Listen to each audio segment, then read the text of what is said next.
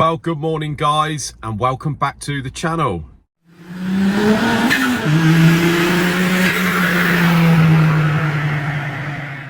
We're just leaving the hotel. It's 8:30 in the morning, just on our way to Castle Combe.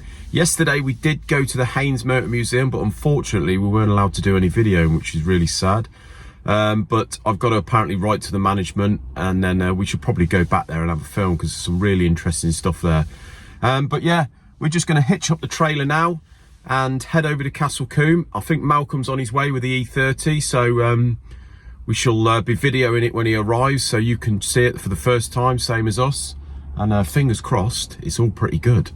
But yeah, let's head over there, guys, and see you in a minute. So guys, there we go. There is the E30. Malcolm has brought it along.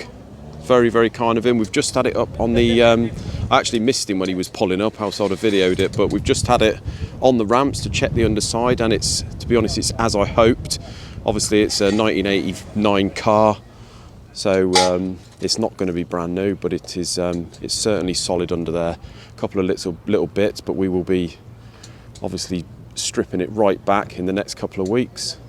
But yeah, absolutely brilliant. Really pleased with it, as I would hoped it would be, really. The only thing we'll be keeping is the KW suspension. It's got the coilovers, V3. Obviously the wheels are going. We've got the wheels coming from Compomotive. So yeah, he's fired it up. All sounds good. Obviously none of that really matters until we stick all the M20 stuff and gearbox and what have you in Isaac's car. But yeah, really happy, guys. It's nice to own another E30. It's been about 10 years. So we've got Tony that's come along with us. Tony's the cousin-in-law, I suppose. He's got his Fiesta here with a 1700 Puma engine in it. I suppose by the time we get the E30 done, Tony's going to be upgrading this. So, but at the moment, as you can see, it's fully stripped out. Got the cage, proper little track car. Not quite sure what the brick is, but yeah, hopefully going to have a bit of fun today. We're both running our 888 tyres, and it is a bit wet, so we're going to be a bit careful. But the whole idea really is just to test out the E30, make sure the suspension's all right, and because that's the only thing we're going to be keeping on it. But yeah, let's go and have some fun. Well, guys, didn't manage to get much footage really of the in-car driving round, although we will be doing a little bit of a special with that. Unfortunately, as you can see, we're back at the workshop now, but we did spring a gearbox oil leak, apparently, and I got black flagged. I'd literally only done about half a dozen laps in it. But to be honest with you, from what I felt, fortunately, the sort of second session I went out, it did dry up the track, and I got a good feeling for the chassis. And to be honest with you, it's a lot better than I thought. It's absolutely rock solid, fantastic, plenty of feel through the wheels. So hopefully, well, thankfully, that suspension is perfect, and it looked like Malcolm did a really good job at setting that car up. So as you can see, we've got it back here now, and rather than sort of show you footage of us on track, I thought it'd be more important really, now the car's back, to just tell you what the plan is with this car.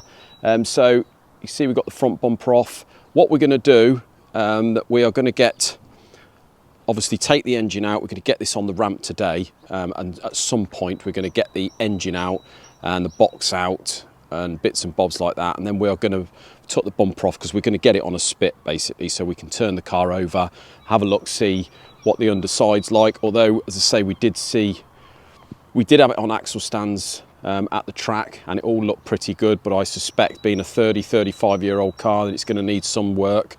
We're going to clean all the bottom off there. We're going to hopefully seam weld it all if it hasn't already. Obviously the suspension and everything's going to come off to be cleaned. All various bits go away, plating and stuff like that. Obviously we're going to have the different wheels on it, the big high spec brakes. We've got the new smoke lights coming for the front, black grille, all the bits and bobs, make it look a bit moody. But yeah, this is probably one of the last times you'll see it outside with all this panel work on. All this is coming off. So the doors we're keeping, roof obviously be the same, but everything else visibly is going to be completely different. We're going to completely strip out the underneath of the bonnet, take everything off, and all that is going to be orange, the same as the external of the car. The internal of the car is going to be staying the same. I did actually spend about 2 or 3 hours yesterday sorting all this out. So I've got the passenger seat out and I've given it a good sort of clean because it was very dusty and what have you. And to be honest with you, I'm more than happy with that. I want to keep it like that. It's very tidy. Obviously, we're going to give it a proper thorough clean and maybe sort of patch it up with paint here and there. But no, I'm happy with that. We're going to take the dash out and I'm going to make the centre console a bit more trick and, you know, put our own switches in there and gauges and what have you. But the flock dash I'm keeping. For the time being, probably run the original clocks. We've got the door cards in the office. So we're going to paint the doors internally and externally orange. Obviously tidy all this cage up grey. So the inside will be grey, be proper touring car. But yeah, I'm really, really happy with that. So we're going to keep the Perspex windows, rear windows Perspex as well. Because this is a facelift model, I'm going to get the original pre-facelift rear panel, because I did notice inside the boot, down this seam here where it's sort of tacked, it's gone a bit rusty, and obviously some rust down the bottom there. So we'll take all that panel out and weld a new panel in there, metal one obviously, because then we've got the M3 pod and everything to go on and boot and what have you. Arches, we're going to be cutting these arches out and tubbing them, ready for the E30 M3 kit to go on, the over fenders. And as I said to you before, what we're going to do is paint all this orange once it's done, and then we're going to pop rivet the panel on so it looks like a proper racy over fender rather than blend it all in. Because the trouble is blended in, being a track car, if you ding it, you've got to mess all that up and do it all again. So if we do sort of tidy the arch up and tub it, and then we can just over fender that, rivet on, and I think that'll look pretty trick. Obviously the front wings are all bolted on anyway. So yeah, that's the plan with it, guys. Absolutely more than happy with the car as it is at the moment. So yeah, take a look at it in the sun, because that's the last time we're going to be seeing it like that, unfortunately. But needs must, and it's going to be worth it at the end. So here we've got the sump pan, I suppose, off the BMW V8. Still waiting for bits. Paul isn't in today or tomorrow, he's doing his own thing, but he's going to be back in Wednesday. The reason for that mainly is because we haven't really got the bits for the Pinto, the pre-crossflow, or the V8 BMW, which is coming from genuine BMW. So just going to clean up and paint a few bits. I've cleaned up the block this morning and painted that, all ready to assemble as soon as those bits do come in. So hopefully in the next week and a half we're going to have all the bits to get those 3 motors done.